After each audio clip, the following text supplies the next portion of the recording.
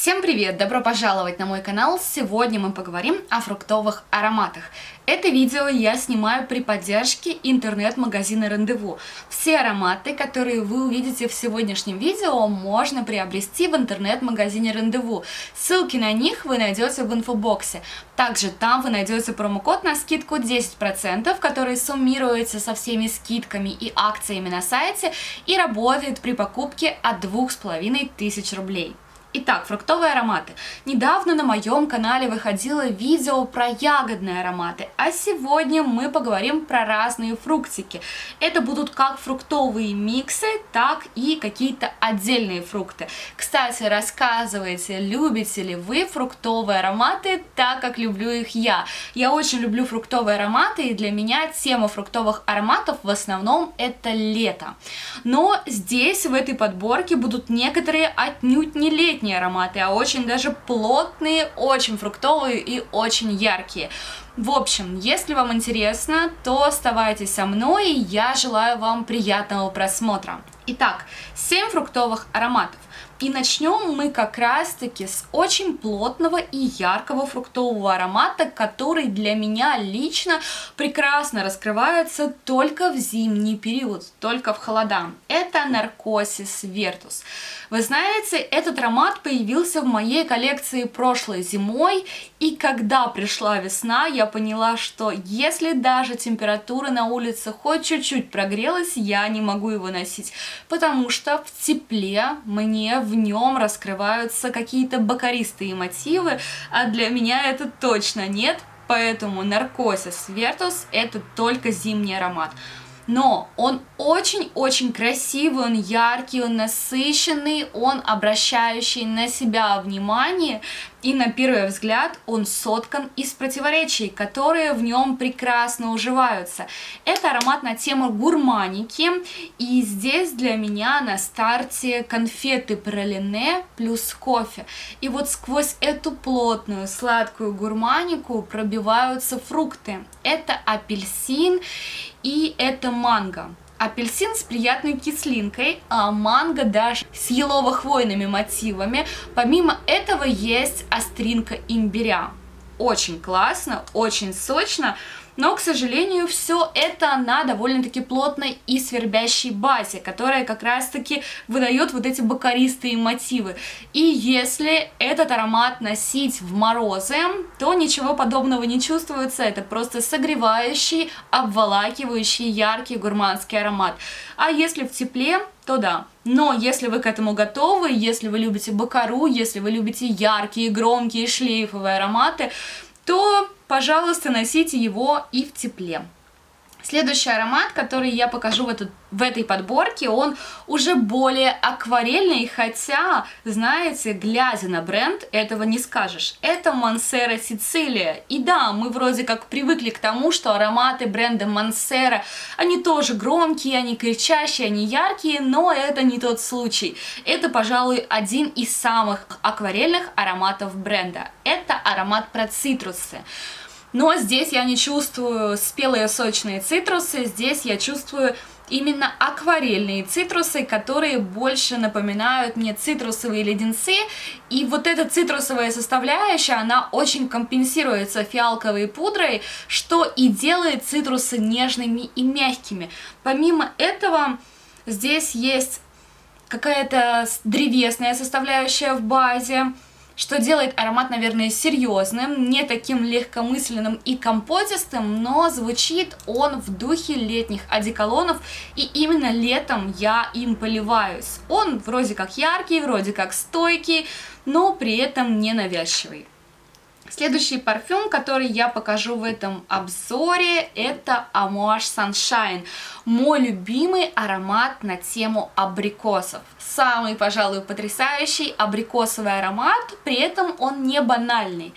Это варенье из абрикосов, представьте, густое, тягучее варенье с пенкой, в которое постепенно добавляют белые цветы, добавляют специи. Но, наверное, даже не белые цветы, а цветочную пудру, потому что по звучанию он вот именно пудровый. Он С одной стороны обволакивающий, а с другой стороны суховатый. И, на мой взгляд, это самый женственный аромат от бренда Amouage. Вообще, если взять любой аромат Amouage, мне кажется, он не имеет гендерной привязки, он отлично подойдет как мужчинам, так и женщинам. Но вот Sunshine, эту версию я не представляю на мужчинах, потому что он безумно и, безусловно, женственный. Следующий парфюм, который я покажу в этом обзоре, вернее, это парочка парфюмов, это Тициана Теренце Драко и Кассиопея. На моем канале только-только вышел отдельный обзор, посвященный Драко, и если вы его не видели, то переходите по ссылке в описании и обязательно смотрите. Сегодня я скажу о них буквально пару слов. Это потрясающие фруктовые миксы. Кассиопея чуть поярче, Драко чуть понежнее, но в том и другом случае мы имеем тарелку сочных спелых тропических фруктов, залитых сливками. У меня, кстати, с моим флакончиком Кассиопеи произошел казус. Внутри жидкость желтого цвета, и, видимо, что-то пошло не так и что-то подтекало, и вот теперь на потрясающем белом флаконе есть некрасивые желтые следы, которые никак не оттираются. Но что поделать, это не умаляет достоинства аромата и не уменьшает мою любовь к нему. Следующий аромат, который я покажу в этом обзоре, это тоже аромат на тему фруктового микса. Это Attar Collection Al Rayhan. Это интерпретация на тему африканского бала, только более яркая и более сочная, которая, возможно, мне нравится даже чуть больше, чем сам африканский бал.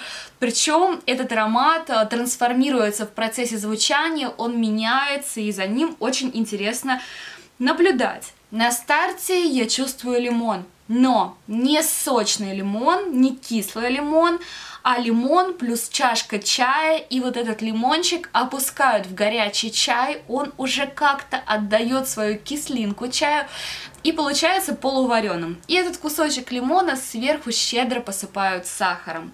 Далее начинает проявляться рахат-лукум, то есть восточные сладости, фруктовый рахат-лукум плюс нежная сахарная пудра. И помимо этого, конечно же, сочные спелые фрукты. Это манго, возможно, маракуйя, ананас. Он задорный, он жизнерадостный и очень поднимающий настроение. У нас с вами осталось два аромата. Следующий аромат, который я покажу, это Монталь Wild Pears. Я ни разу не фанат бренда Монталь, но я фанат этого аромата, потому что для меня это самая эталонная груша в парфюмерии.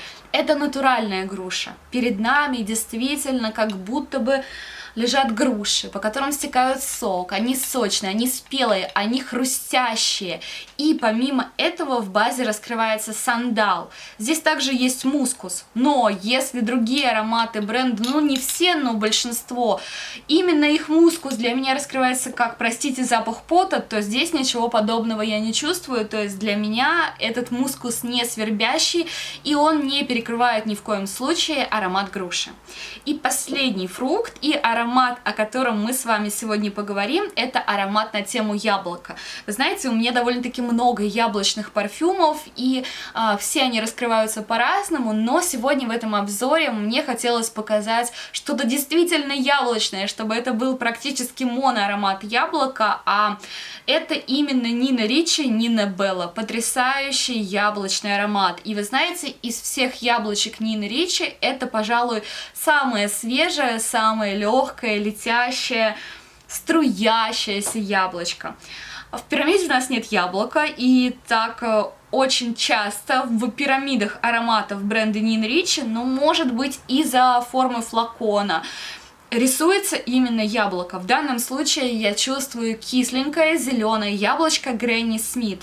За кислинку в этом аромате отвечает ревень. Также здесь есть фрезия, здесь есть ваниль.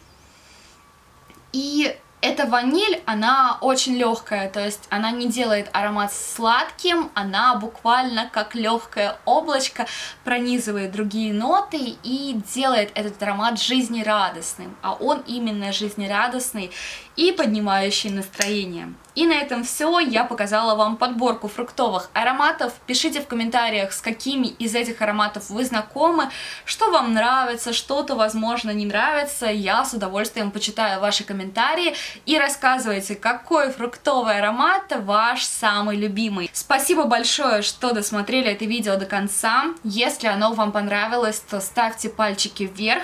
Не забывайте подписываться на мой канал. Всем спасибо за просмотр и всем пока-пока!